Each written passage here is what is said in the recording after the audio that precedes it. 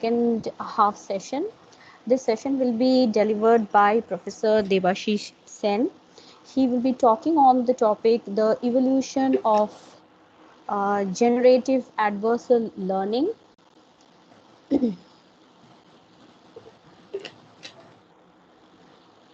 Professor is an assistant professor in the Department of Electronics and Electrical Communication Engineering and a faculty in the Center of Excellence in Advanced Manufacturing Technology of Indian Institute of Technology, Kharagpur. He received his PhD in image processing from Jadavpur University, Kolkata, and his MASc in electrical engineering from Concordia University, Montreal, Canada.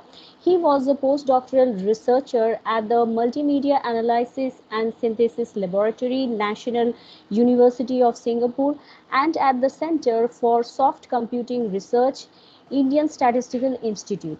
He currently heads the Vision, Image and Perception Research Group and the Art Eye Lab in his department, which are funded by multiple agencies of Government of India and prominent industries in India. His current research interests are in vision, image and video processing, uncertainty handling, eye movement analysis, machine vision and deep learning. He has authored and co-authored more than 50 research articles in high impact journals and conferences. Professor is on the editorial board of IET Image Processing, Springer Circuits, Systems and Signal Processing, and IEEE MMTC Communications Review. He has received a Young Scientist Award from the Institution of Engineers, India, a Qualcomm Innovation Fellowship, and ERCIM Alien Bensosan Fellowship, a Ministry of Manpower at Singapore Research Fellowship, and a couple of Best Paper Awards from IET. Now I will request Sir to please start the session. Thank you very much. Thank you for this elaborate introduction. As pointed out, one of my research area is deep learning, and among that, please do let me know if there is any problem with the voice or anything, right? So in the deep learning area, one of the things that I work with is generative adversarial networks. So in short, they are called GAN. So what I'm going to discuss today is the evolution of this area of research. So these kinds of networks under this category, the first of them were proposed around end of 2014. And then from there on, how it has evolved up to 2018, 2019, and lately the latest one that I'll discuss is in 2020. So we will see that. So I am assuming that you know a bit about, the audience knows a bit about CNNs, convolutional neural networks. Probably it has been introduced to you. I will touch upon it, but probably it has been introduced to you already. Then we will, get into this topic from there. So this is my email address over here. I hope you can see the slides and my website as well. Right, so the content is something like this. First of all, I'm going to discuss the basic idea or the motivation behind the generative adversarial network architecture. So what led to this kind of design and what is its utility? So that first motivation is something that I will discuss under adversarial attack that I write over here. I'll be using the PDF pen just to point out. So adversarial attack is something that we'll discuss, which will be the motivation to why GAN was invented and GAN is being in use. Then something I'll discuss related to, relating your convolutional neural network to GAN architecture. So that's deep convolutional neural network and GAN, so DC GAN, before which, of course, I will discuss GAN architecture. Then there are various varieties of GANs, how this GAN has evolved into something very sophisticated now. So some of them are given over here. These are some very popular variants. There are many other kinds of varieties. I just want to focus on all this. Hopefully, I'll be able to finish all this in 1.5 hours. So all of these like 6, 7 varieties I will discuss about these advancement in this area. So I'll start with adversarial attack. So by now you might be aware that when first CNN came in, convolutional neural network, it was one of the first kinds of deep neural network, because neural network has existed for last 20-25 years. So it went deep in the form of a convolutional neural network, and it came around in 2011, 2012, when the idea was that if I give an input something like this, so there is a bus over here that is being given as the input, and if I give that input to this CNN, this is the CNN, okay, if I give an input to this CNN, then this CNN can be trained in a machine learning sense. It can be trained such that it can detect that whatever is there on the image, in this image, is a bus.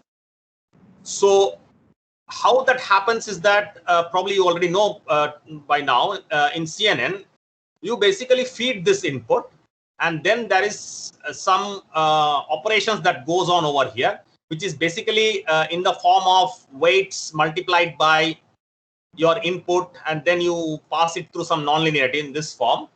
So again and again, it is repeated in hierarchy from larger one to smaller one. Then there is something called max pooling that reduces the size. So all these things are there. After this, the output is obtained. Whatever output is obtained, if that is not maximized at bus and it is maximized as something else, then an error is calculated, and that error is propagated through something called back propagation, right, through this network. And during that back propagation, the error is used to change the weights in these layers. In all these layers, the weights are changed, right? So that's how the training happens in a CNN. That is the basic thing. I mean, even neural networks are trained like that, right? So it's a basic thing. Now, once you have a set of such images, images where you know what is the object in it, and you know what is the output here. So given this pair of input and output, right? So input image and the output result, when you have both of them, you can use multiple such pairs of input and output to train the CNN. And once the training is finished, so the error converges to a very small value, then you can use this CNN by giving any unknown image to it, which contains one of these categories, I mean object of one of these categories, and it will detect, okay, it is an image of a bus or an ostrich or a car or whatever it is. So whatever it is trained to do. So this is the basic CNN, and this was the fundamental CNN, and there was various modifications, advancement, and all those things had happened. Essentially, they are good. They were good in extracting the kind of features that is necessary, and then to decide based on that features that what should be the output, whether it should be a bus or an ostrich or whatever it is. Now, in 2014, this was like 2-3 years into the invention of CNN, and it had become a very hot topic. So a group of researchers led by Anne Goodfellow, they were kind of discussing, having a discussion on this, a casual discussion on this, when they figured out that probably when a CNN has been trained, okay, and it is able to detect correctly what is a bus and what is an ostrich or objects like that, we can do something to fool the CNN. So what do we mean by fooling the CNN? So that fooling is going to happen through something called adversarial attack, and that's what we're going to see what it is. So what they did is that, okay, so they took a CNN which is already trained. Okay, so it is already trained CNN, so it is able to classify various objects for which it is trained for. They took a CNN and then they gave an input of something like one input, say this input, right? This input is an input of a bus. So it gave an input of a bus, they gave an input of a bus, and then at the output, deliberately, they told that this is an ostrich. they told that this is an ostrich. So it is going to generate, say, if there are like 4 outputs, right? Here 1, 2, 3, 4 outputs are there. Say this is ostrich, this is car, this is bus, this is temple or something like that. So the output is going to be very high value, almost near 1, okay, at bus, and it will be almost near 0, okay, at other categories, so that you choose the maximum one, okay, which is the maximum probability. That the outputs are basically probability. So you choose the maximum probability, which is bus. But then to mislead the CNN, what they did is that, okay, let's say that this is an ostrich, this is not a bus. So the truth output, they say that this should be 1, and all the other things should be 0. When they did that, of course, there is an error generated. So error is no longer small. There will be a large error that is generated through cross entropy or whatever you might have known by now. Some error function, they generate an error by misleading that this whatever is there in the image is an ostrich. So that error is taken and then back propagated. Now, here is an important catch. See, we are not going to change the CNN. We are not going to change the weights in the CNN. Because if we change the weights in the CNN, that doesn't make sense, because it no longer remains the same CNN. We are here to fool the CNN. So what they did is that they back propagated the error all through this network, and they did not change any weight inside. And ultimately that error was used to change the pixel values in this image. So that can be done. Actually, you see, the function is something like phi of w into x, right? So either you change the weights so that the output is maximized towards what you want to happen, or you can change the x also in that manner without tinkering with the weight, keeping the weight the same. You can change x also. So they decided we are not going to change the weights because the weights have been pre-trained, and this CNN is good at detecting different objects. So CNN is not changing. What they said is that, okay, we will use this back propagation and we'll try to change the pixel value in the image, right? So to their surprise, they only needed to change the pixel value insignificantly, only little bit change. And by changing just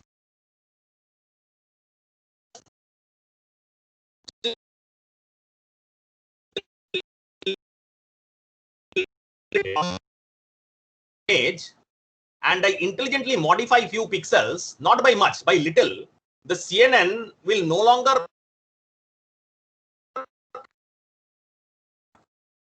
So that is how you can fool the CNN, and this is an adversarial attack.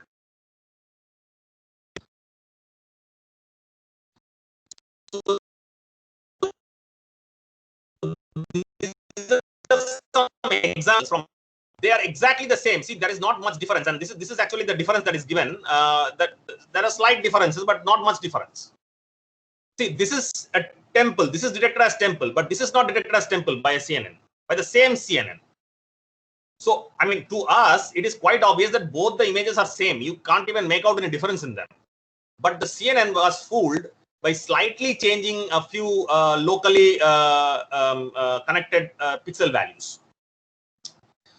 So they figured out that this is a big drawback of such a CNN. If such a small adversarial, if I kind of add some kind of a noise into the input, then the CNN will totally go out of place. It will not be able to do what it is supposed to do.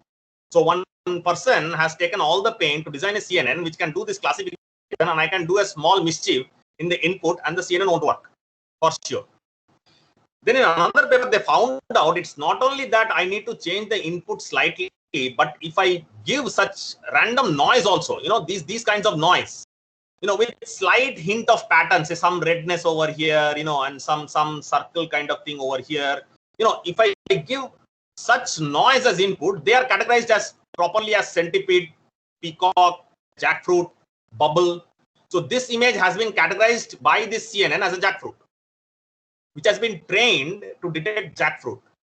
And it does well to detect jackfruit when jackfruit is there. But in case of jackfruit, if you give such a noise also, it will detect it as a jackfruit. So they quickly realized the problem is, see, we are using input-output pairs. We are using, say, 1 million pair, 10 million pair, 1 crore pair, maybe, I don't know. You're using many pairs to train the network. That is fine.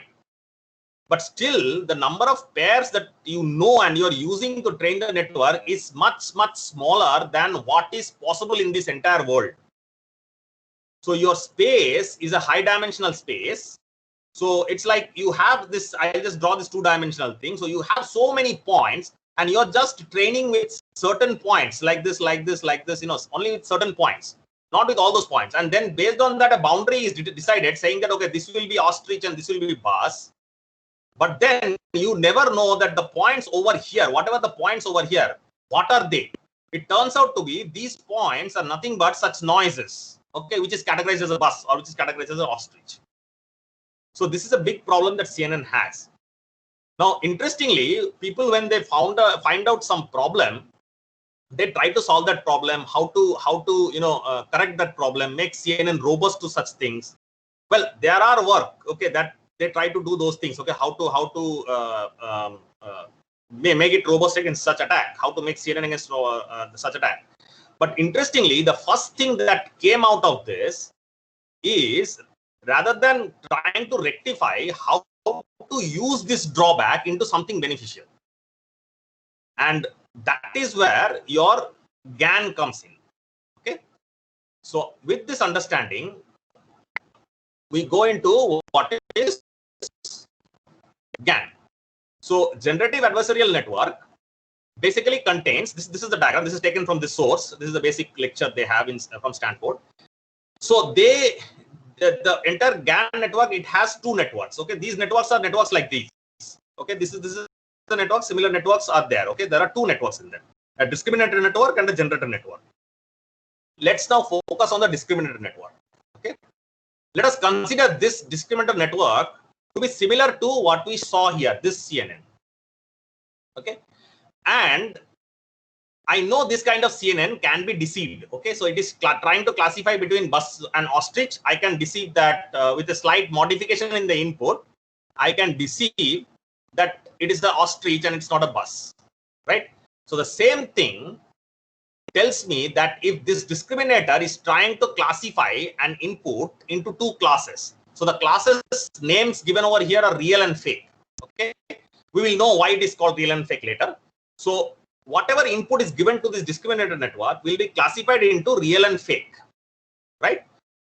I know even if a discriminator network like this, okay, which is probably a CNN, okay, even a discriminator network like this, if it knows how to classify between real and fake, I can do something with the input such that it gets confused and it classifies a fake as a real. It can do that, right? So essentially, what that tells is that if a discriminator is convinced that something is real and it is not a fake, right? Because I'm fooling the discriminator. If discriminator is convinced that something is real and not a fake, whereas actually it is a fake, that means the fake input that I'm giving, which is in this case an image, the example is an image, the fake input that I'm giving has some meaning. Probably it has some meaning.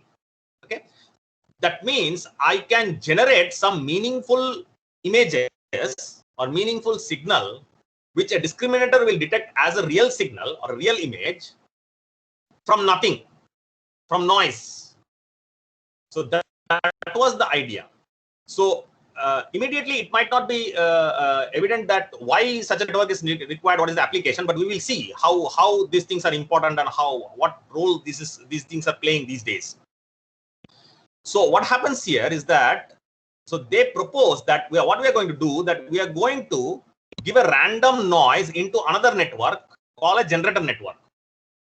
Just a random noise, okay, a probabilistic random noise, some distribution it follows, okay, and you give a random noise into the generator as an input, and this generator is going to generate a signal outside.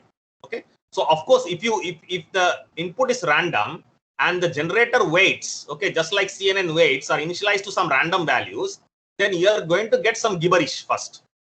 Very, I mean, not like this. No, whatever shown here, you are not going to get like this. You're going to get some nonsense noise. Okay, so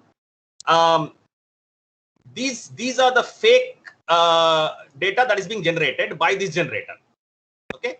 Now, once such a fake data or fake whatever noise is generated by the generator, we are going to train this discriminator first. So my first job will be to train this discriminator network to detect that whatever is coming from this channel, okay, whatever is this generator is generating, that is actually fake. So the discriminator learns, okay, these images are fake images, and then I also give discriminator some real images, okay, which are not fake, which are available with me. Okay, so I give some real inputs and I make the discriminator learn that this is real. So it is like you have the input output pair, right? You have image as the input, output you know it is real or fake. So that is the input output pair. So you give some real images with the output result should be real, and you give some fake images with the output result should be fake. And you train the discriminator in that way. So first you train the discriminator. So now your discriminator is ready. Now, like your CNN here in the previous slide, like the CNN over here, the CNN has been trained how to detect ostrich and bus. A real image is a standard real image that you have, okay, you're taken from a camera, maybe photograph, and a fake image is something this generator has generated. Initially, it generates gibberish. Now, once the discriminator is trained, my second job now is to fool the discriminator. And how I'm going to fool the discriminator? So my discriminator is now frozen. I'm not going to change the weights, just like I was not changing the weights before, okay, of the CNN. Now I'm going to fool this discriminator by changing this input in some manner. Now, how am I going to change this input? In the same way as I did before. Here I'm giving random noise. That random noise is generating, random noise given to this generator network. The generator network generates some images. That image is given input to this discriminator network. That is creating an output. Okay. Now, this output is a fake output. But just like I misled the CNN before, the previous slide, I'm going to mislead and tell that this is a real output, not a fake output. I'm giving a fake input, okay, but I'll say the output is real.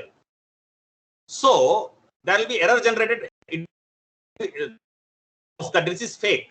And the discriminator is saying that this is fake, but I'm telling no, you're wrong, this is real, and therefore an error is generated. That error is back propagated up to this input. Previously, what I said during adversarial attack is that when it comes to this input, you can use that error to modify the input values, image values. Here, you go a step beyond. You don't modify the image values, but you take that error further and modify the weights in the generator such that the generator is tuned to generate such input which will deceive the discriminator. So earlier we had input and we had this network and output was something. This is the input. And now I'm saying misleading deliberately that output is something different. I am back propagating through this. Now, before I was changing this input, I'm not changing the input. I'm going to another network before that and changing the weights of those networks such that this input is generated, which will mislead the second network, this network, so the discriminator network. So I am learning the generator network. I am training the generator network to discriminate against, to fool the discriminator network. So this happens multiple times. So you are training the discriminator network first, then the discriminator network is frozen. Then you are training the generator network to fool the discriminator network. So once you have trained the generator network to fool the discriminator network, once that is done, then again you train the discriminator network to detect what the generator is trying to do is fooling. So discriminator, then generator, then discriminator, then discriminator, then generator, and so on. You keep training for a few times. After you train it for a few times, multiple times you have trained discriminator, multiple times you have trained generator, then you will see this generator from random noise. This generator is generating images over here, which is is as good as the real images that you have captured using your camera. So you have given the power to the generator network to generate images which is similar to your camera, which actually did not exist, but it is generating images like that. So generating something out of nothing. So this basically it has just got hidden. So this is called a two-player game actually. So this is actually a part of game theory. Okay, some theories from game theory are applicable to understand this. Okay, from game theory, one can tell that one drawback of this kind of a system is that you cannot prove its convergence. That when both discriminator and generator will be in a form that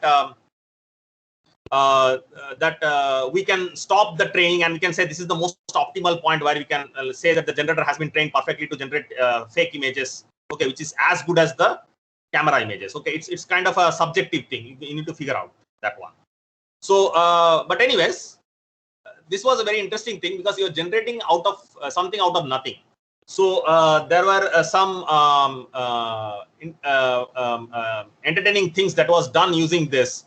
Say Google came up with something called Deep Dream and all those. So it was saying, I mean, Google they created a network which was taking noise and it was dreaming many things.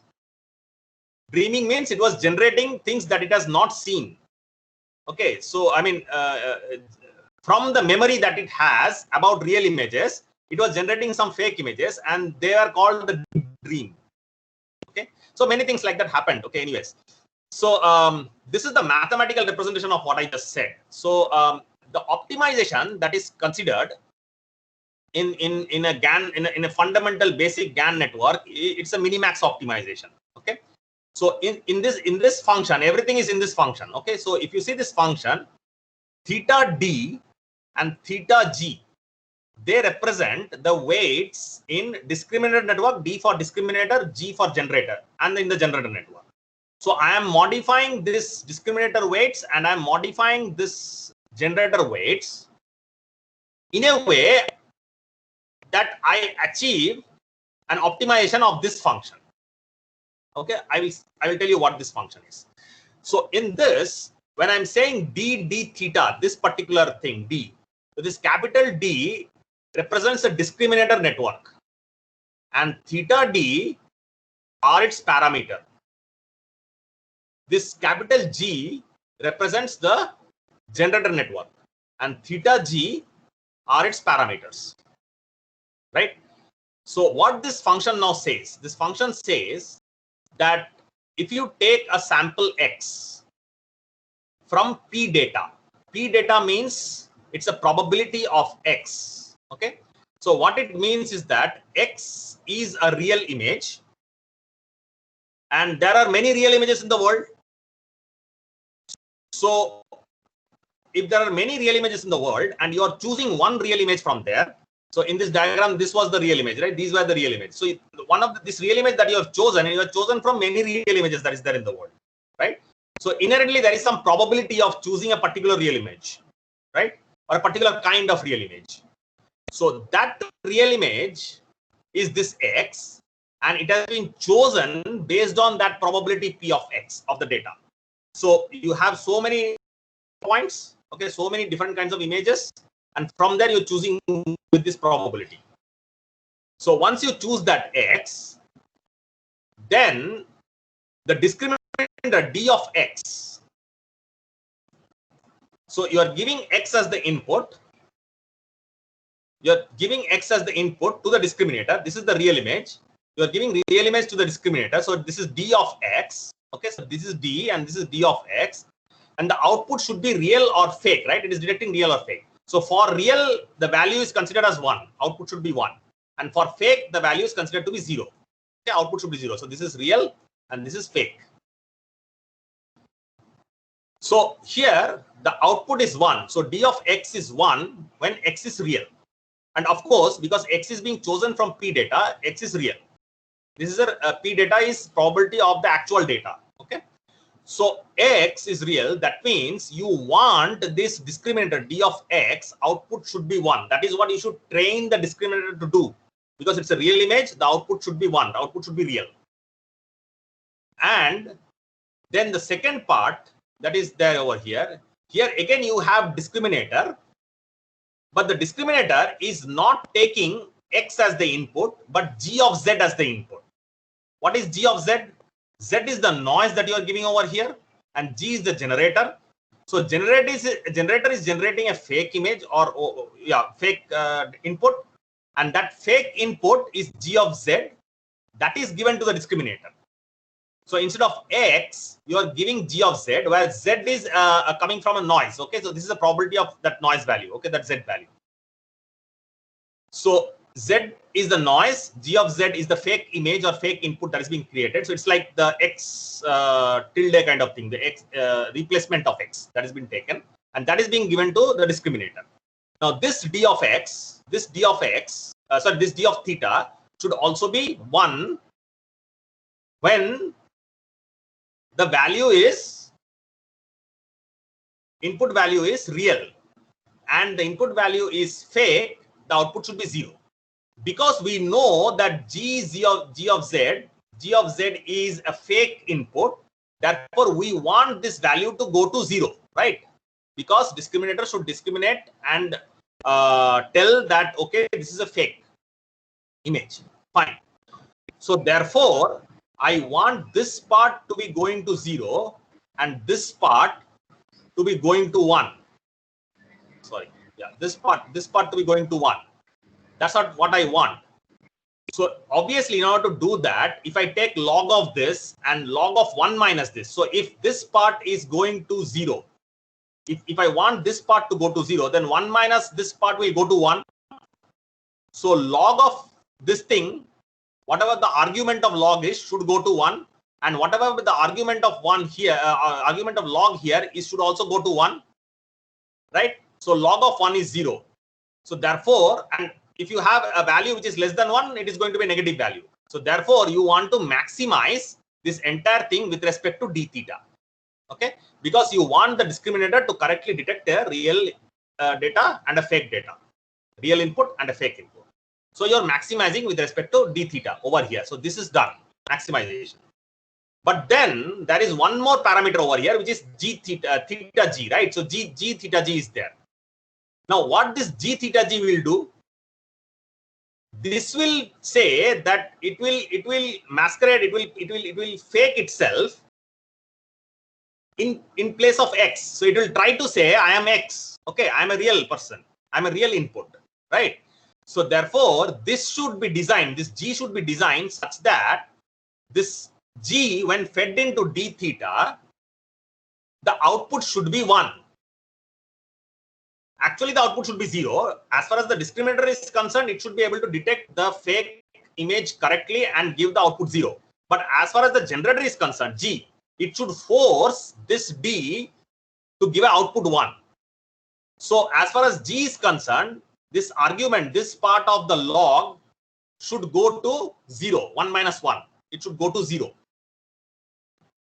So therefore, log 0 is almost like minus infinity, right? So almost small value of log. So essentially that basically means that this entire, and there is no G over here. This function does not have any G, right? Because you don't give a real image input into a G, right? You are only giving a noise input to a G. So this part does not have G.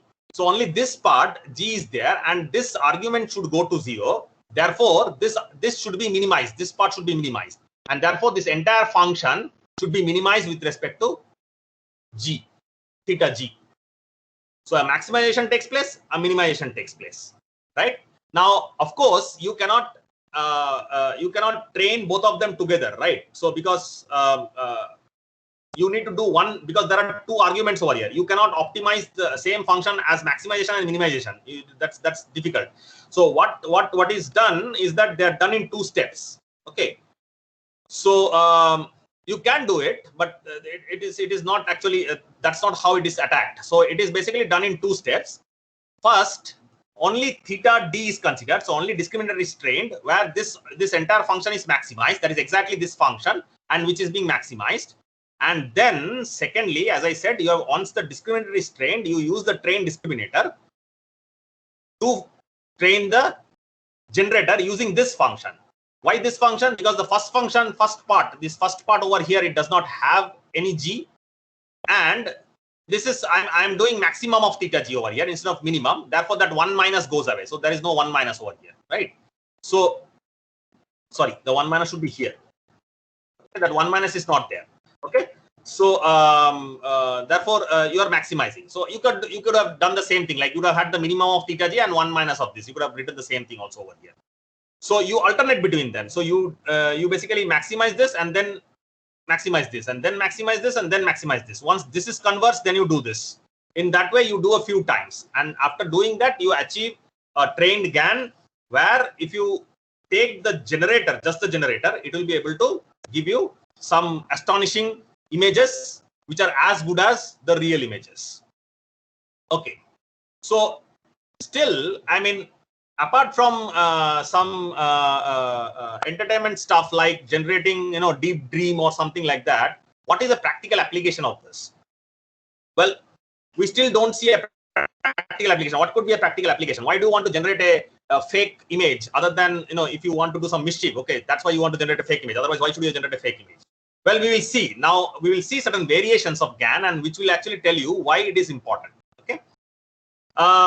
Okay, so before we go into this variation, I will just discuss DC GAN, deep convolutional GAN, which essentially means nothing but you have this generative adversarial network, and in that your generator network and the discriminator network are nothing but deep convolutional neural network. Just CNNs. Okay, so I in fact started with CNN and then explained based on CNN.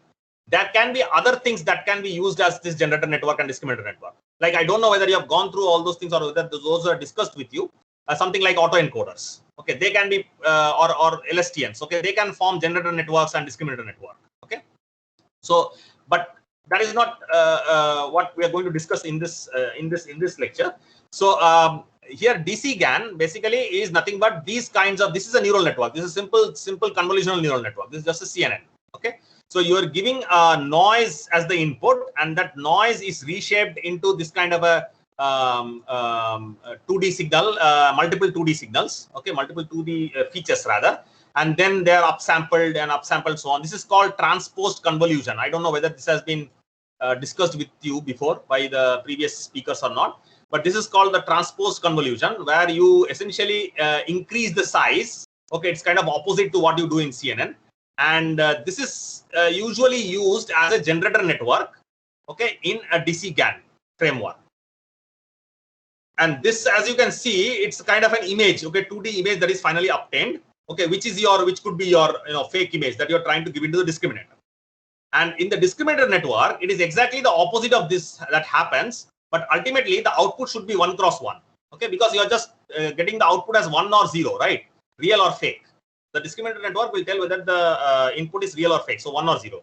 So this kind of input will be given image, and they will be kind of using max pooling, and subsampling. It will come down, the size will come down, and ultimately it will come down to 1 cross 1. So that is what DC GAN is. It is a simple demonstration of how convolutional neural network can be used as a part of GAN framework, in the GAN framework, okay? That allows it to generate images and all those things. So one thing I have just skipped now is this part. Okay, so this is related to your standard GAN that we discussed. So I will tell you what this is. Okay, why there is a divergence and all these things when I go to one of the variants that I discuss later. Okay, so moving on to first variant of GAN, and which made GAN very useful. It is called the conditional GAN. Okay, so the idea is very simple. See, I am giving a noise in a GAN, in a standard GAN.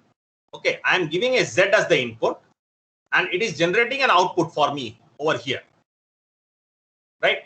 And the discriminator is discriminating, saying that whether it is fake or real. That's what the discriminator is doing. Now, this does not give me any control on what kind of output this generator will generate.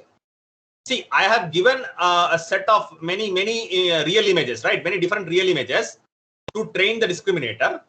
and this generator is going to generate a real image like one of these. But like which one? I don't have any control. I'm just giving a noise as the input. Once the generator is trained and the discriminator is trained, if I take the generator out and I give it a noise, it will generate a real image. Of course, it will generate a real image. Okay, it will generate a real image, fine. But what kind of real image it will generate, I have no control on that. It depends totally on what kind of noise I am giving. And the noise is totally random, right? I'm just randomly generating a noise and giving it to it.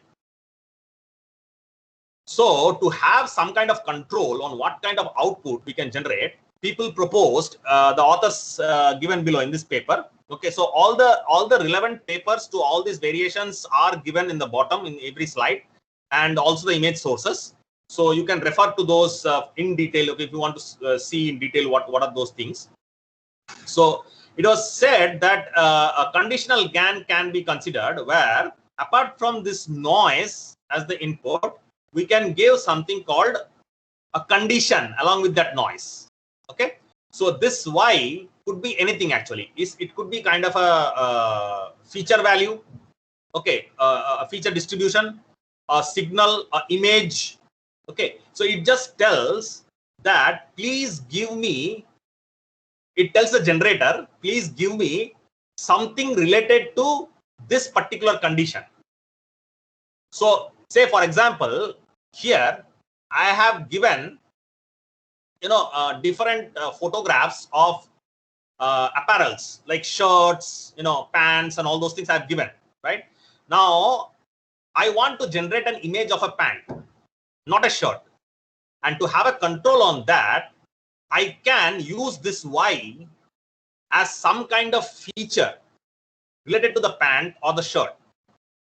So when I'm giving the shirt as the input here to the discriminator, so I'm giving real images to a discriminator, right? To train discriminator to detect what are real images. So when I give the shirt as the input, I also give a Y to the discriminator. This Y is a feature of a shirt that I'm giving. So the discriminator learns that this is a not only learns that this is a real image, but also learns that this is a real image of a shirt. It is conditional. And it also learns that this is a real image of a pant. So same thing I'm doing in generator as well. I'm giving the noise as the input. Along with that, I'm giving that condition. And when this condition, it is generating an output. Now, when I give this output to this discriminator, and I'm giving the same Y over here, even if it is a real image, okay, even if this is a real image, I mean, this is as good as real image. Sorry, not a real image. This is as good as real image. The discriminator says, okay, this is a real image, almost real image, but it is not a real image of a shirt. It is a pant. So it's a fake. So you give more power to the discriminator, and by doing that, you make generator more intelligent. To generate conditionally, if you ask it to generate a shirt, it will generate a shirt. If you ask it to generate a pant, it will generate a pant. So that you can do using this conditional parameter. And the optimization function is just simple modification of what we had before. See, it is this is conditioned upon Y. Of course, X is conditioned upon Y. So you're giving condition to the discriminator. And the other thing over here as well, this generator Z is conditioned upon the Y. So this is Z, and Z given Y is the input. And that's why G of Z given Y it is generating. And further, in that, this, once it is Z, I think there is two Ys over here.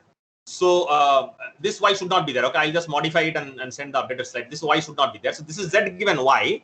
So you have given one Y here. And further, once this output is there, then again, when you're giving to the discriminator, okay, so this is acting like a fake image now, fake X now. Okay. And then that fake X is given with respect to Y. Okay, and that is why I had written this Y.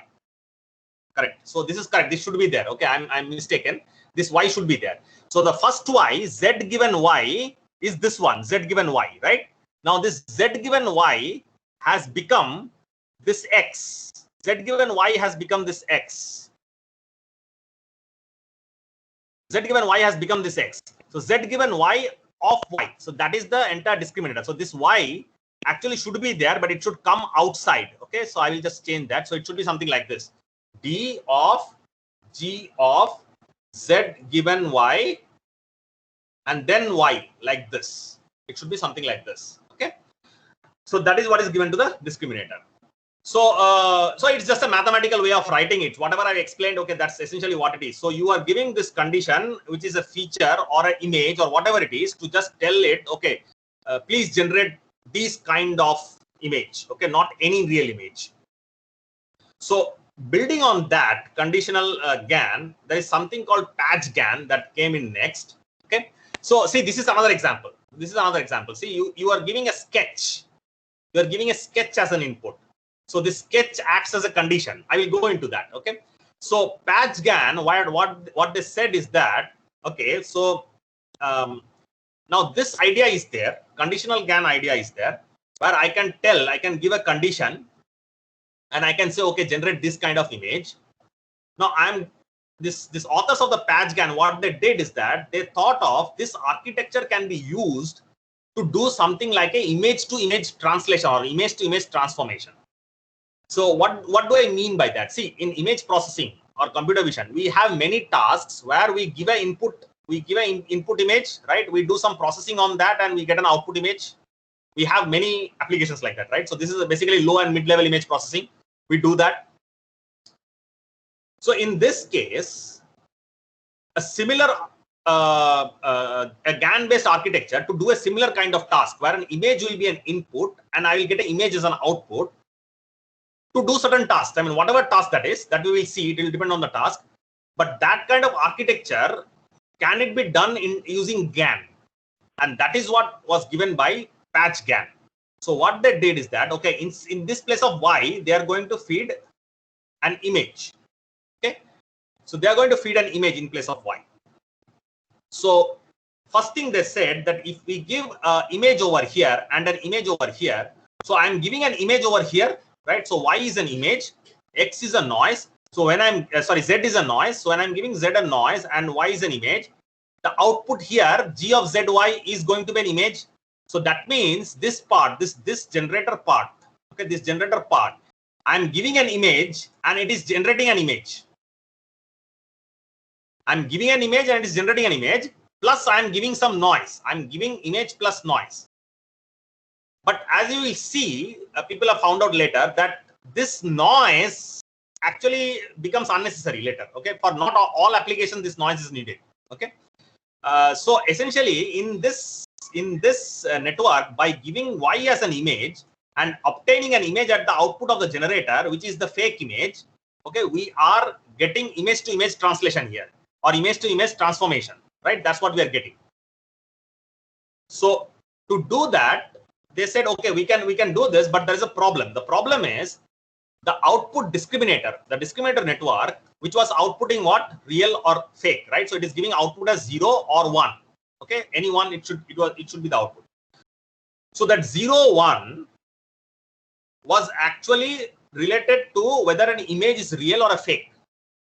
They found out that having a network giving an output of 0 and 1, it is particularly not well suited to transform an image into another image for whatever application it is.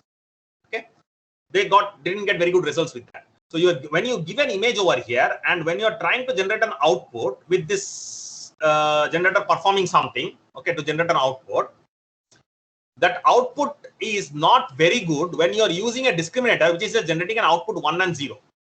A discriminator network out on 1 and 0. Just like I discussed over here in the previous slide, right? So the discriminator will be doing some kind of a convolution CNN and it will generate 1 cross 1, 1 or 0, right? So that was not good enough. So what they suggested is that the discriminator is going to generate an image. It is going to generate an image like this. Okay, maybe a smaller size image compared to what is the input to it, but it's going to generate an image, and in every part of this image, every pixel of this image, okay, at every pixel, all these pixels, okay, all these boxes are pixel. At every pixel, it is going to give an output 1 or 0. That means this one pixel in the generator image actually corresponds to a patch in the input image to the generator, so to the discriminator. So you are giving an image to the discriminator. You are saying it is real or fake. If it is real, then it should generate 1 at all those patches. Okay, for all those patches at on 1, 1, 1, 1, 1, everywhere 1. And if it is fake, it should generate 0, 0, 0, 0, 0, 0 at all places. It should generate 0. So you are feeding that fake label and real label like that. Okay, you have all ones for real label and fake label. You have all zeros. Okay, to generate error. Okay, compare and generate error. So once, I mean, you do that, that means right till the end, you know, it is generating for every patch. It is generating whether it is real or fake. So what does this do? This allows more local level processing and local faithfulness, and therefore the structures are well maintained. Okay, so when you are ultimately using such a discriminator with a generator which is trying to generate an image from another image that is given as input, so y is an image and it's trying to generate g of zy as an image. So when it is trying to do that, the image at local level, it is very faithful to the y that you are giving in the input. That is what they found out. And yeah, so essentially that is what the first contribution of PatchGAN was, to take this image like this. I mean, to have a fake label and real label at patches rather than just having one output. Okay, 1 and 0. Then what they did is that using such a PatchGAN, okay, where this kind of labels are being generated, this kind of 1 or 0 is generated at every patch of the image. They proposed an image-to-image translation. Their application was, they wanted to give a sketch, and given a sketch, a corresponding shoe will be generated. So as it is given over here, corresponding real output will be generated. So if I give a sketch of a house, okay, a beautiful house will be generated as the output. Okay, so this sketch was your y as the input. As you see, they have not used any z.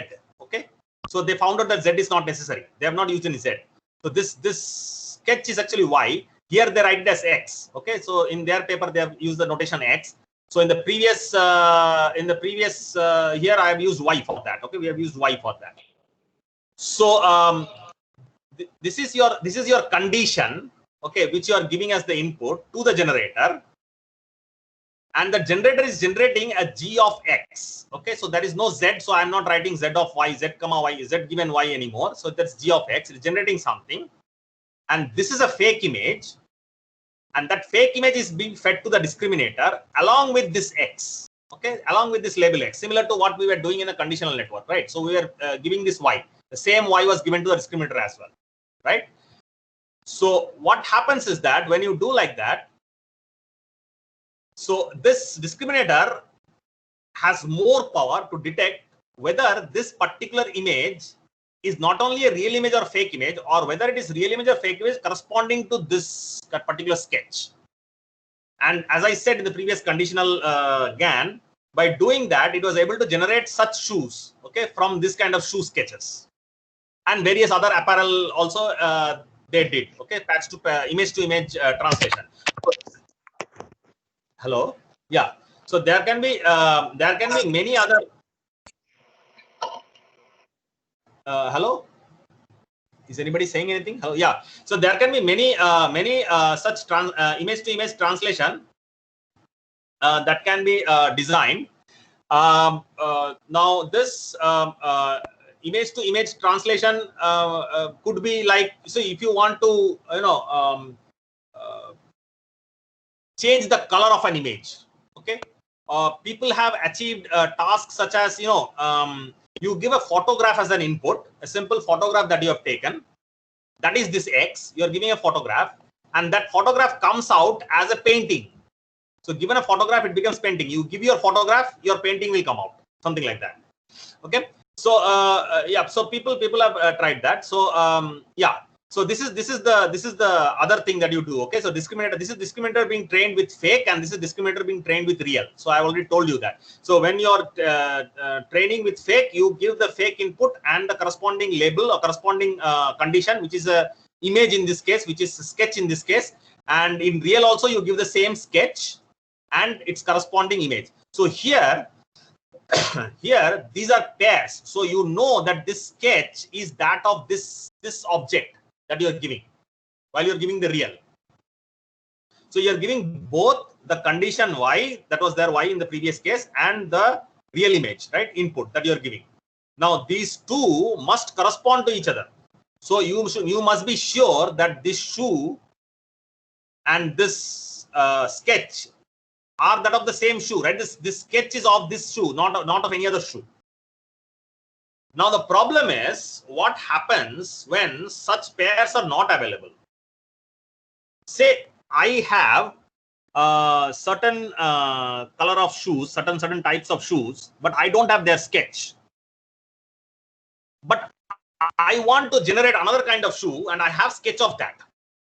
Maybe I have many such sketches for which I don't have a shoe, right?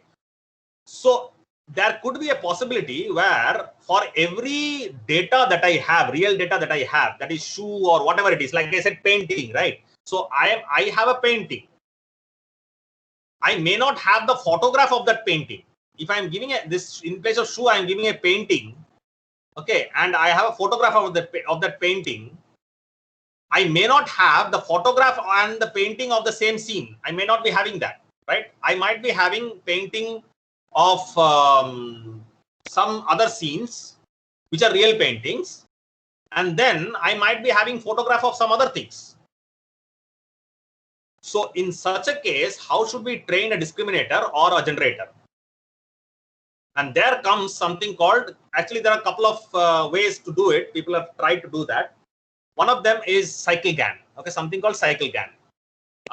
So as it writes over here that there only unpaired real images are available. Okay, so now we are kind of changing the terminology that we were using. So till now in the input of GAN, we were saying the noise is given as input and y is a condition. Now from y, first for GAN there was only input was noise.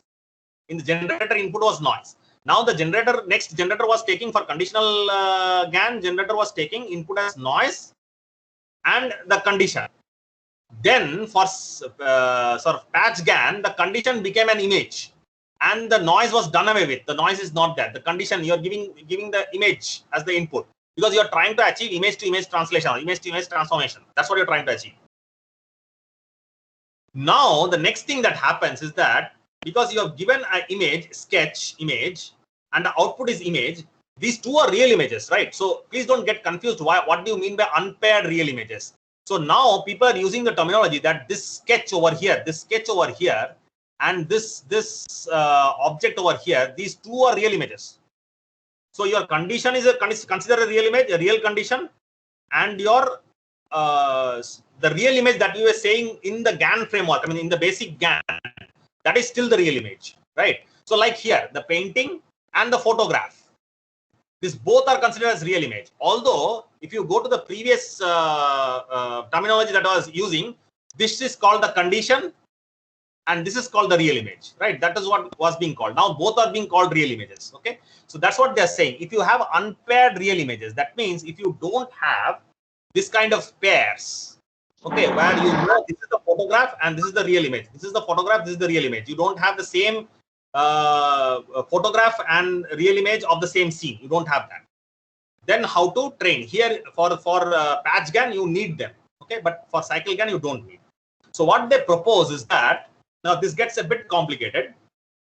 So what they propose is that to have two different GAN losses, two different GAN networks, okay?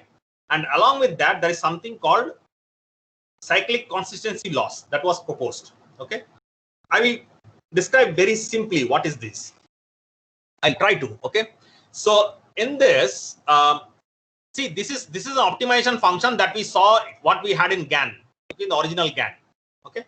Only thing is that in place of noise, so there was noise in Z was noise, in place of noise, now I am taking the condition or the first real image, okay? So there are two real images. So one real image is X and the other real image is Y in this. So this real image is the input real image, input to the generator, okay? This is the real image. This is the input to the generator. This is the first real image, that is X. Okay, and Y, this Y is the second real image, which is the real image that you are giving input to the discriminator. Okay, so there are two real images. So in the GAN framework, this first real image replaces the noise. So X from PX instead of Z from PZ. And this real image is the same. So we have there it was X. Now here we are using Y for that. So Y from P of Y. See, you have the same function. Format is the same. What we saw before. Same function. So this dy is a discriminator that discriminate. So you give an X. So X goes through the generator. Okay, generator G. There is a generator G. It goes through the generator and it generates a Y. Okay, a Y fake. It generates a Y fake, right? And you have a Y real along with that. Now this Y fake and Y real are essentially being given to the discriminator, and the discriminator says which is real and which is fake. The discriminator is dy. So this discriminator is designed to detect whether the Y generated by using generator on X, generator G on X, is real or fake. In a similar manner, because you have two real images now, what happens if I give Y as the input? Okay, so this is kind of reversing, right? So I don't have pairs, and that's why we need to do these things. I don't have pairs. I don't know that whether this Y corresponds to this X. Okay, whether the X and Y are related to each other. It may not be related to each other. The real Y that I have over here, may not be related to the real X's that I use over here. For other cases, I needed them to be related. For patch GAN, for conditional GAN. Okay. So a second GAN network is used where this Y is used as the input. So instead of X, you are giving Y as the input. That Y is going through the generator F. Okay, here the generator is F. That is the generator for Y. And that is going to generate an X. Okay, which is X fake. And this X fake along with X, they both will be given, I mean, real separately and fake separately in different iterations, right? So they both will be given to dx, where dx is a discriminator which says that the x given to it, whether it is a x fake or x real. So you get output as 1 or 0. So these are the two discriminators. So as you can see, they can be trained separately, right? Because you have a set of real x images, set of x, and you have a set of y. You have them, right? And see, in this function, you have dy and g. Okay, and in this function, oh sorry, this should be f. Okay, I should modify this. Okay, this should be f. Okay, so in this function you have dx and f, and in this function you have dy and g. So they are two separate entity altogether. So you can separately train them. You can give real x and you can train how to generate y out of it. And then you can give a real y, and then you can generate how to generate an x out of it. So what's the point? How they are satisfying the need, the absence of pairs, real pairs. How they're substituting that, how they're overcoming that. No, they are not overcoming that, because you cannot independently train them. So there has to be a dependency between. So what you're trying to do essentially is that you have a x as the input. You're trying to give it to the generator, and it will generate a y. Okay, maybe fake. Yeah, it's fake y it's generating. But then whatever it has generated, when you feed it to the generator f, then it should feed back this y. Feed back this x. This should give back this x. Okay, it should generate an xf, which is almost same as this x. Okay. Now, only when the generator and the f generator and the g generators are like that, this is a cycle, right? So you are confirming that this y that I am generating is actually related to this x, because from the y I can go back and generate this x again using another generator. So along with these two, a third loss that is added which is, as I said, see, X, when you are giving X as the input, X is going input to the generator G, and then again on that you apply F. So this G of X is like the fake Y, right? So fake Y is again being fed to X, and this should generate X. This should generate X. This should generate X, and that X should be very near to this X. So you want to minimize this difference. Similarly for Y, you give Y to, then again this should not be G. This should be F and G. Okay. So yeah. So this should be F and this should be G. So Y is given to F. Y is given to F. So Y is given to F, right? I'm giving Y to F, and that is this is generating a fake X, and that fake X is given to G, the generator G, which should generate a Y, and that Y should be as close to as this Y. Then we can assure, okay, at least this X that I'm giving the input and the output that is being generated from Y, and the Y that I'm giving the input and X that is generated from that, they are related to each other because this cyclic loss is coming in. Okay, so I should get back the input from the output that I've generated. So when these three losses are taken together, if you see these three losses, so I said the weighted sum of these three losses is considered, which means sum of this loss, 1 loss, 2 loss, and 3 loss. So you have this plus this is the total function, okay, that is used to design this cycle GAN. Okay, in this total function, as you can see, so okay, so let me put this as L1, this is L2, and this is L3, right? So I will write L1 plus L2 and L3. Okay, I'm assuming all the weights to be 1. Okay, they have taken some different weights, but it doesn't matter for the understanding purposes. So if I just take L1, L2, and L3 and add them together, what happens in that? In L1, I have dy, which is only specific to L1. Okay, it does not exist anywhere else. It does not exist in L2. It does not exist in L3. Okay. Similarly in L2, I have dx. Okay, so that dx does not exist in L3 and does not exist in L1. Right. However, when I take G, it exists both in L1 and L3. F, it exists both in L2 and L3. Therefore, my training goes this way.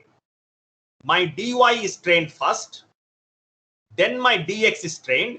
When I'm training for dy, my loss is only L1. Okay, other things are really doesn't matter. When I'm training for dx, my loss is only L2 because other things are basically constant. Okay, with respect to dx. Now, when I'm training for gf and gf, okay, two of the losses will be important, should be trained together. So all of them are minimization, right? So you take the entire sum and do the minimization with respect to G and F. That is the second step. First step is you take maximum, that's the third step actually. So there will be a step maximum D of X, and before that there will be a maximum D of Y. Okay, even if you choose the entire sum L1 plus L2 plus L3, and the same thing you take here, only L1 matters here and only L2 matters here. So these are the steps. So first step, second step, and third step. So maximum of dy, maximum of dx, and then minimum of gf. Okay, there were 2 steps in original GAN. In this GAN, you are having 3 steps to train. Okay, so please, I mean, I believe the time is too short to go, I mean, elaborate much on this. Okay, so please go into this paper. Okay, and if you go through now, if you go through that, you will be, I hope you will be able to understand this thing very clearly. Okay, so the next variety is called the Wasserstein GAN. Okay, now this is a complete departure from what we have been discussing till now. So we have been discussing till now, okay, we had a GAN, then we became a conditional GAN so that we have a control on the kind of output we want to take. And from there, we went into a patch GAN where we are saying that, okay, if I give an image, can I get an output image? So image to image transformation, which makes the GAN very useful.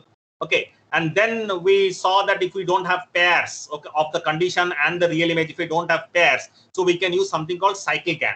Okay, In fact, there is something called InfoGAN also, which we'll be using, okay, for the same thing, which I'll discuss later. But before that, I'll discuss Wasserstein GAN, just to give a break from the same monotone, okay, that is going on. So this Wasserstein GAN is totally related to fundamentally change the structure of the original GAN that we had discussed. Okay, so this GAN. So here, I told I'll discuss this later, right? This particular part. Now, in the original GAN we had over here, this operation that we had over here. So we were maximizing with respect to the discriminator and then minimizing with respect to the, or yeah, if you remove the 1 minus, it will be maximizing. So we are training the discriminator first, and then we are training the generator next, and you are doing the same, repeating the same thing again and again for multiple number of times. Now, what happens is that in this network, actually it has been shown when you are actually training, you know, this kind of first discriminator and then the generator and then the discriminator and the generator, when the discriminator is trained at one point, okay, and you consider that to be an optimal discriminator, okay, so discriminator has reached its optimum point, optimal point, and then you are going to train the generator. It is shown that training the generator when the discriminator is optimal reduces the objective function. Okay, it encounters the objective function of this form. So whatever objective function we had discussed over here, actually mathematically is reduced into this. If you want to know the math, of course I cannot cover in this lecture. You can go into this paper. Okay, they have the math. Okay, so this objective function, once the discriminator has achieved optimality, the objective function for the generator boils down to something like this. Not important. What is important, what I wanted to point out is that it involves something called a Jensen-Shannon divergence. It involves something called Jensen-Shannon divergence. This is similar to KL divergence. Okay, it's like a slight variety, okay, variation of it. It's a function of, I mean, it's a function of KL divergence. Okay, so now this Jensen-Shannon divergence has a very bad property, and that's why this optimization function may not be a good optimization function. That is what the Wasserstein GAN people they suggested. What happens in Jensen-Shannon divergence is that if you have two distributions like this, and you are these are two distributions, right? This is P data and PZ. So if you this particular, yeah, I think some. Okay, so this P. Professor Maiti, can you just? I mean, I'm receiving some background. Yeah, now it's okay. Fine, thank you. So this hello. And Sakshi Abhishek. Yeah, I'm receiving some kind of a background talk. Hello. Sakshi and Abhishek. Okay, so this P data. This P data and PZ are basically the two distributions that we are seeing, right, in the input in this optimization function, right? So one was from the real data and one was from the noise, right? So this Jensen-Shannon divergence is minimum, is 0 when they are the same. The two probabilities are same, which is expected. You want the probability of the noise to be similar to the probability of the data so that you get the same thing in the output, right? So this divergence, when they are not the same, when P data and PZ are of course not the same, because you will be starting from some random point, right? So when they are not the same and when they are well separated like this, okay, so on a point of real line, something like X, okay, so that they're trying to generate, this distribution is something like this. So this is the P data distribution, okay, and this is the PZ distribution. If that is the case, P data distribution, they're well separated. What happens is that your JSD, or essentially not the JSD, KL divergence, they become very high and they become infinity. So what that says is that if my distributions are having little overlap, it does not matter how far are the distributions. So this is near, this distribution is near, but this distribution is farther. These two distributions are farther. It does not matter how far are the distributions from each other in the real line on which the distribution is. The Jensen-Shannon divergence will be infinity. It will be the same value. Okay. The problem with that is when we are trying to learn and optimize, because while optimization, what we want to do? While optimization, we want to take this distribution from here to here, right? But to take to here, we have to reach intermediate points like this. But while reaching these intermediate points, my divergence is always going to be the same value of very high value of infinity, right? So this is called some kind of a saddle point or a flat point where your optimization point, I mean optimization will not proceed. I mean you will not be able to, you will be in a plateau and you will not be able to proceed. Okay, so your gradient descent will be zero essentially. You will not get gradient to descent, and therefore you won't be able to train the network. So therefore this is a problem.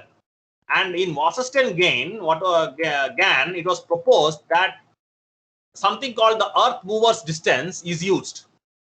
So earth movers distance is a distance which allows you to discriminate between the length. If these are the three distributions, for the previous KL divergence, the distance between the divergence between these two will be infinity, and the divergence between these two will be infinity, KL divergence. But if you take a earth mover distance or a Wasserstein distance, the same thing, Wasserstein-1 distance, then you will see that this distance will be smaller if this is alpha and this is beta. So beta will be actually much larger than alpha. So you can discriminate between these distances, okay? Between how far you can actually quantify properly how far this distribution are, and therefore the convergence will happen properly. Okay, so I am not going into, because I have a few things to cover, so I'm not going into this definition of this earth mover distance. You can look up into this. Okay, so only thing I will tell is that in the distance, you can see that x and y, the distance between x, this is the Euclidean distance. So x and y is being the Euclidean distance between x and y is being seen in this distance measure, in this EM distance measure, where x and y are nothing but the points over which the probability are defined. Okay, so this is the x value over which this probability is there, and this y is another value over here. So it's something like this. Okay, so if this distribution is here and this distribution is here, so they are actually calculating the distance considering the points on which the distributions are defined, unlike the JSD distance where they were working on the probabilities. They were working on the probabilities on P data and PZ, okay, on the probability values, not on the domain on which the probabilities have been defined. Okay. Anyway, so you can go into basic. I mean, even in Wikipedia it is available. So what is earth mover distance? Okay. So using this earth mover distance, this paper showed that the whole GAN optimization function, okay, which you are supposed to use to optimize the GAN network, boils down into something like this mathematically. Okay, so of course I'm not discussing the mathematics here. You can go into this particular paper and look into it. This is actually very effective. Okay, this makes GAN training very easy and very fast. In this, as you can see, there is no logarithm in this. Okay, it is just d of x and d of g of z. Okay, something like this. Okay. And over these parameters. Moving on to the next kind of GAN, it is called the info GAN. Okay? So this info GAN attacks the problem which was attacked by the cycle GAN. The problem in conditional GAN, when you don't have pairs, okay, when you don't have input-output pairs, okay, which you can use to train. So in the standard GAN, this is your optimization function. You have g of z, d of g of z, and this is d of x. Okay, we have seen this. This is a standard GAN. Okay. Now, in info GAN, what they do is that they consider something like a conditional GAN. They are using a condition. Okay. Now, this they call it as a feature. Okay. This they call it as a feature.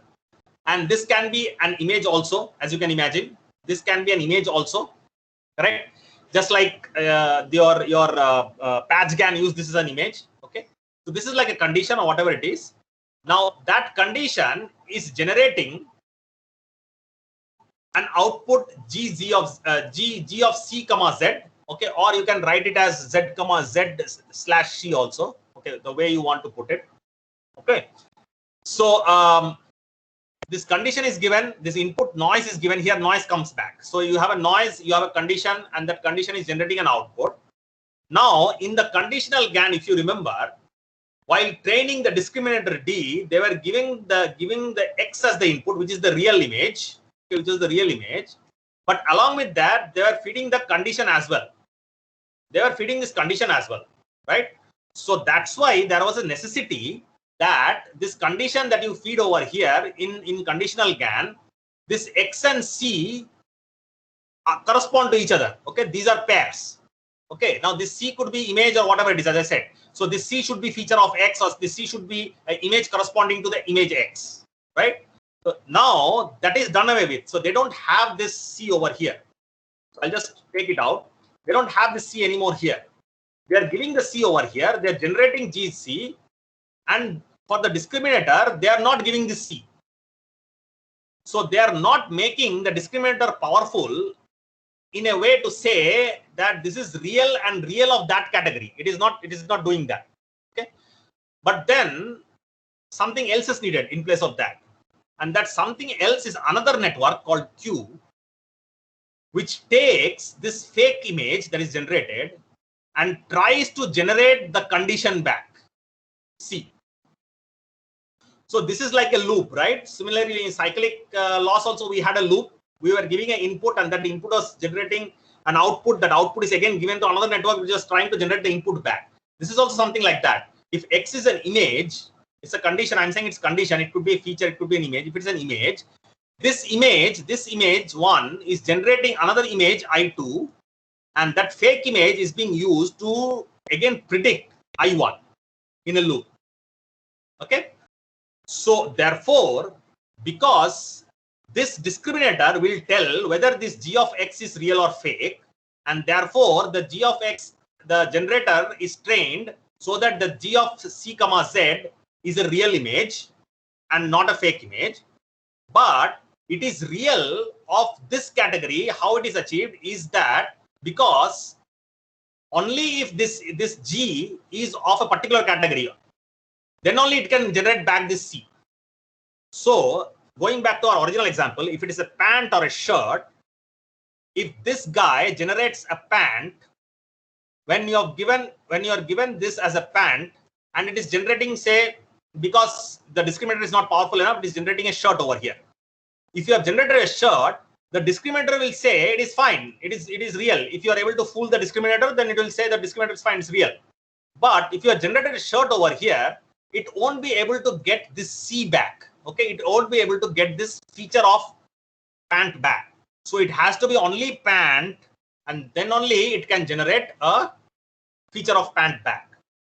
And therefore, you get a control over what kind of, a particular kind of condition output that you can generate, a particular kind of output you can generate, but without feeding the condition to the discriminator, right? So you are achieving what the conditional GAN was doing, but in conditional GAN, this C was fed here, but you are not feeding it here. You're achieving it through this one. Okay. So now it is of course assumed that this C that is obtained over here comes from a probability distribution, this PC comma C given X. So that C is something meaningful, right? So either you're giving it as a feature of a pant or feature of a shirt. You should not give a gibberish C. That C should be conditional upon pant or shirt, and that pant or shirt is X. Okay. So by doing the math of it, the final expression I have written over here, the optimization function comes down to something like this, where you have, of course, an extra Q, and there is a minimum of Q over here. In the earlier case, normal GAN, you had G and D. Here you have V of D, G, comma Q. Okay, you also have Q. So the rest of the part remains the same, as you can see. Okay, for G and D, okay, it remains the same. This was your original GAN function. Apart from that, you have this particular function, which is actually obtained. How this is obtained mathematically, you go into the paper and look into it.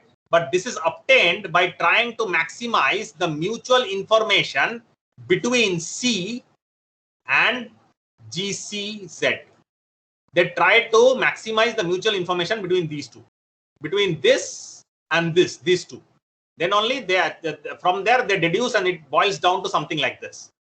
You see here there is G. Okay, so this C is a condition that you are providing over here, that is coming from some PC or P of C given X, and this Y is the output that you are getting, and this Y is nothing but your G, your output that you get from here. Okay, so this is a probability of G of X Z comma C. This is a probability of G of Z comma C. So here the Y you are getting over here, this is basically Y. That's what they're taking. This is basically Y. The Y you are getting over here, that Y conditioned upon. So because this will be conditional. This is getting C of, this is getting Q of C given Y. Okay, this output is basically Q of C given Y. That is what it is getting. And this part, because it's a mutual information, and you want to maximize the mutual information between C and GC. Therefore, because there's a minus of this term is there, you minimize this function with respect to Q.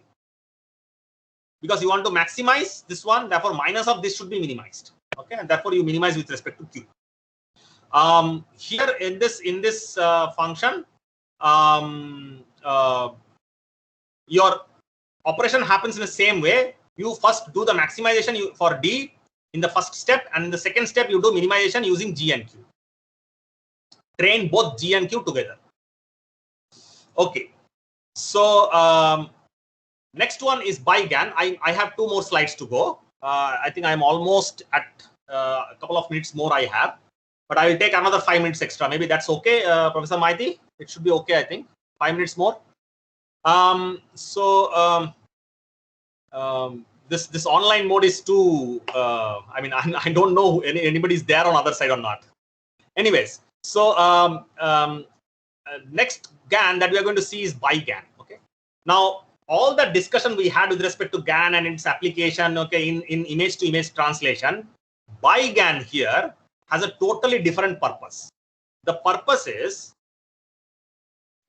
to generate features given an image. I give an image, can one generate feature out of that image? And this should be generated in an unsupervised way. Because how do I know if I have a feature and if I don't have anything to train, if I have an image and I want to do something with it. Okay, I want to do I want to take some decision on it. But I don't know what features I need from it because I don't have any ground truth, okay, or I don't have any pairs to train anything.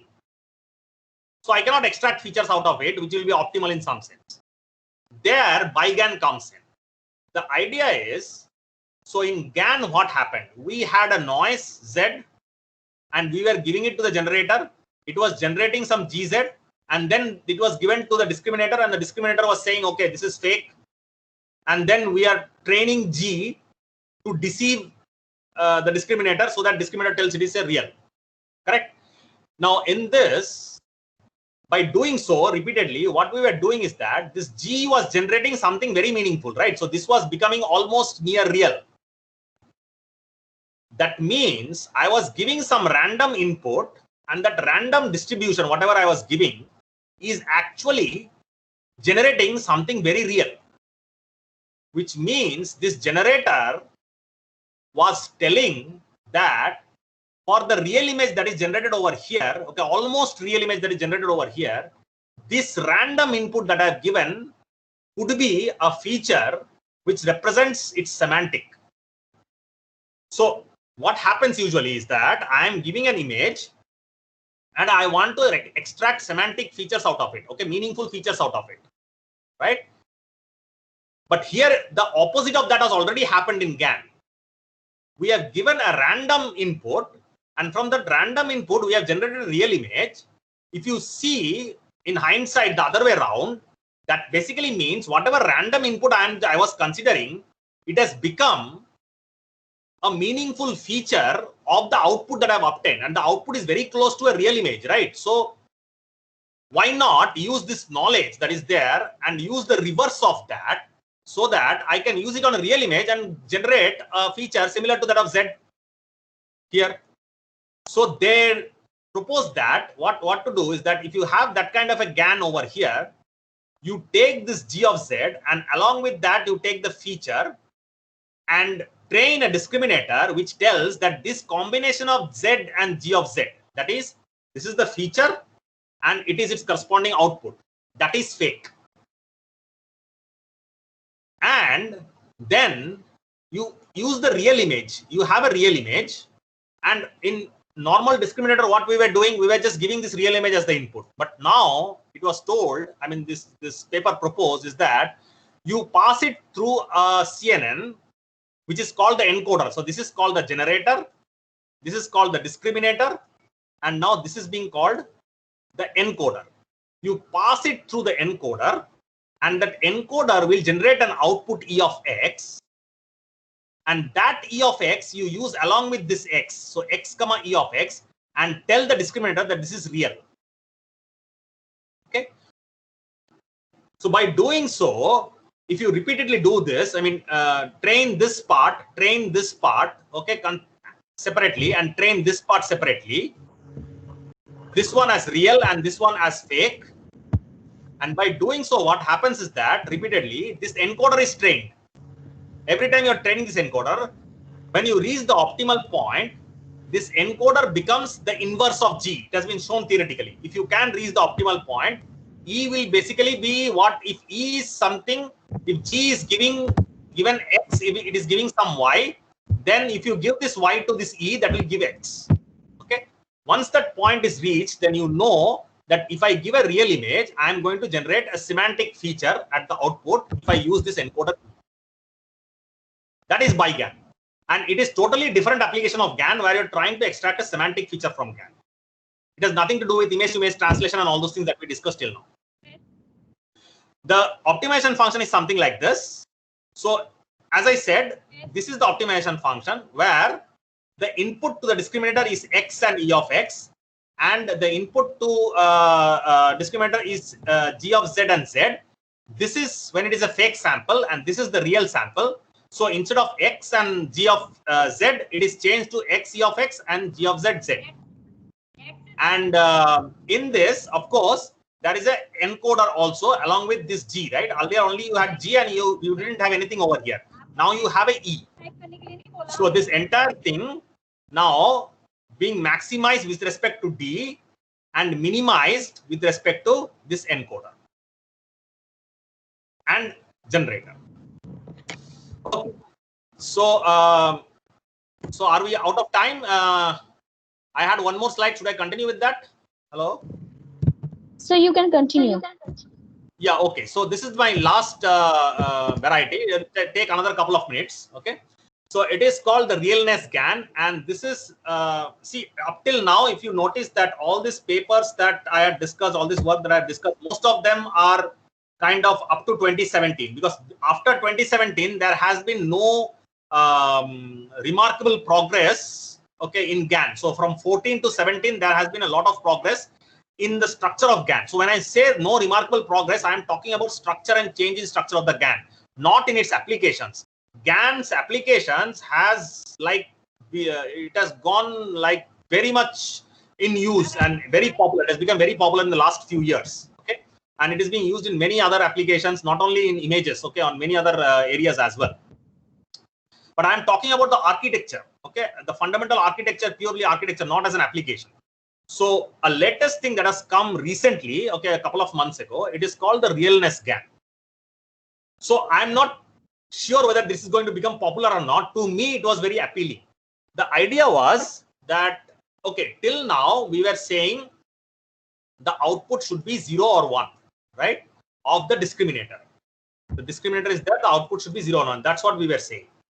And then in patch GAN, it was said that, okay, this 1 or 0 will be there, but for every patch, okay, small patches of an image, not the entire, for the entire image, there should be only one output. That's what we said for patch GAN. But here in realness GAN, what was suggested is that instead of outputting 1 or 0, the output should be a distribution, okay, a realness distribution and a fake distribution kind of thing. So output of the discriminator, which was supposed to be 1 and 0 by now, it should be a distribution. That is what is suggested. That basically means is that what it tells is that we don't need to check for only one kind of truth. Okay, say for example, the truth is about what is when we are saying real and fake. Okay, so we are generally saying okay, an image is real, or generally saying image is fake. Now let's categorize that into various parts. Say, let me say whether the image has realistic color, 1 or 0. 1, okay, it has realistic color. Does the image has realistic texture, 1 or 0? So different properties of the image can be now considered as being real or fake, rather than saying generally okay, the image is real or fake. So that could be a more detailed analysis, giving discriminator much more power to do a more detailed analysis of an image, considering various aspects of the image. That's what realness GAN, that's why realness GAN came into being. I mean, that's what the proposal is. So mathematically, it's very simple. So what happens is that you have d of x here and 1 minus d of g of z here. So this is x and this is fake x, right? So this is xf. Okay, this part is fake x. So if I just consider them to be x's, okay, so I put x here also, I put x here also. Only the distribution I consider different. So this is p data and this is pg, which means this is coming from a real distribution and this is coming from a fake distribution. Okay, from the distribution of images generated by the generator. If I consider it in that way, and I can write now that as 1 minus x over here, 1 minus dx over here, and this one, of course, I can write log of dx minus 0. Why we are writing in this form? This says that we are doing some kind of a discrimination, right? So we are considering the output of this and then comparing it to 0, and we are taking the output of this and comparing it to 1. So output of the discriminator, which is 1 or 0, is being compared to 0 here. And the output of the discriminator, which is 1 or 0, is being compared to the 1 here, right? So in the same essence, in the same way, what the authors propose is that replace this entire log of this thing by a KL divergence, where now the output will be what? So D won't be any more 1 or 0. It is going to be multiple ones or zeros. Okay, so multiple values of ones or zeros, a probability of it. So between 0 to 1, okay, to have value 0 to 1, between 0 to 1, right?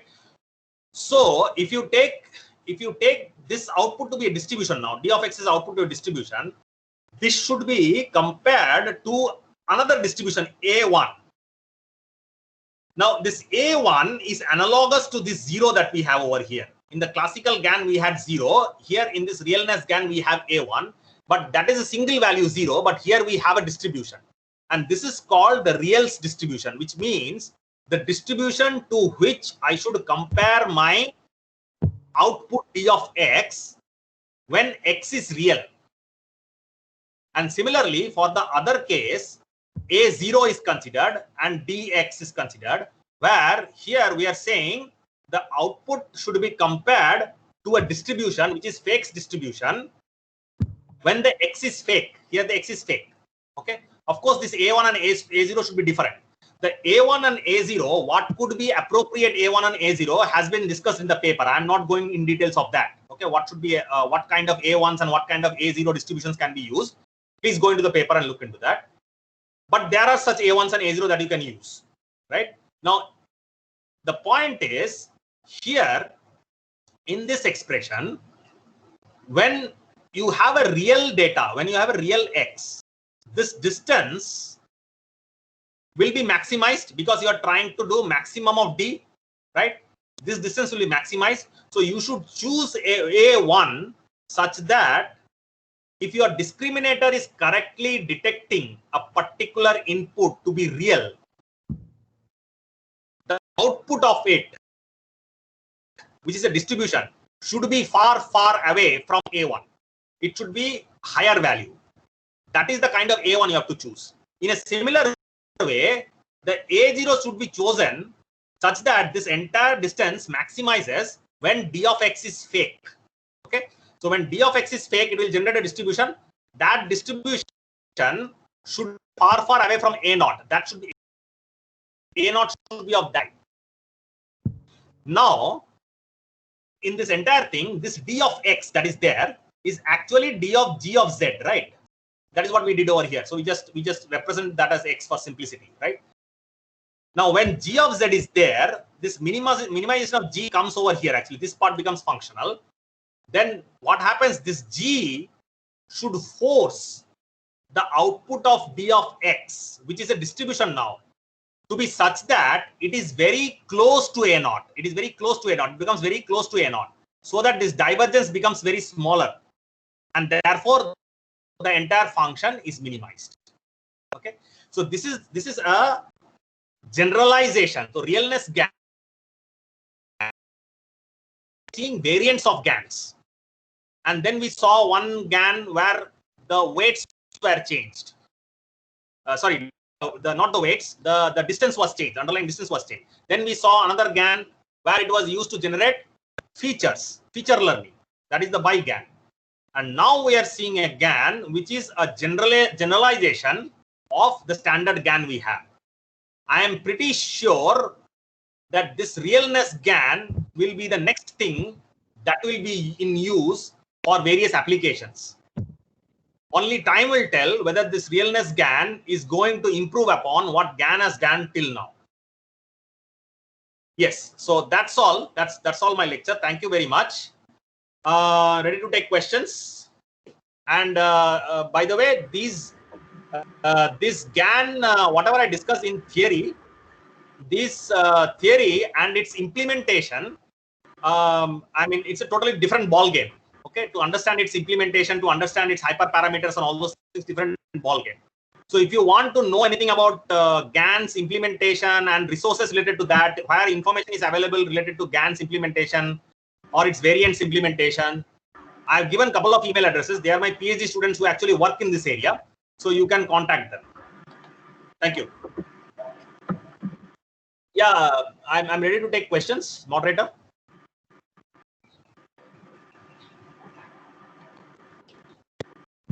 Yes, sir. Both the chat box and microphones are available for participant. We are waiting for that. Yeah. So if any questions are there?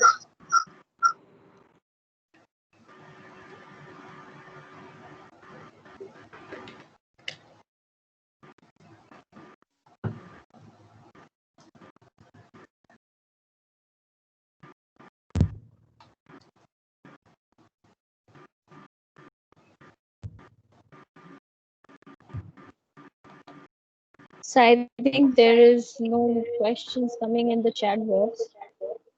We'll wait for 1 or 2 minutes if any questions come.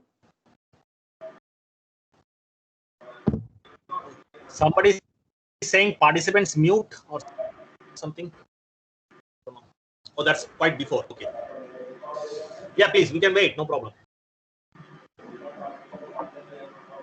Is the voice okay? Is my voice okay? Hello? Yes, sir. Yes, sir.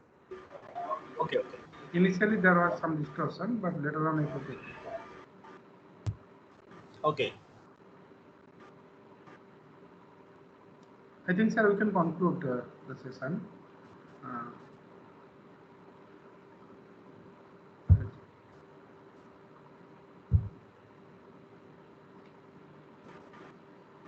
Thank you, sir. So we will conclude here. Okay, it's done. Thank you for your wonderful, informative lecture which you have given. If anybody has any queries, so you have already shared your PhD student. Yes, they can contact me in the email, or regarding its implementation or anything they need, they can contact my students, because they are the one who actually do the implementations, implementation stuffs compared to me, I think. Okay, thank you. Thank you, sir, once again. So Thank we you will very much. end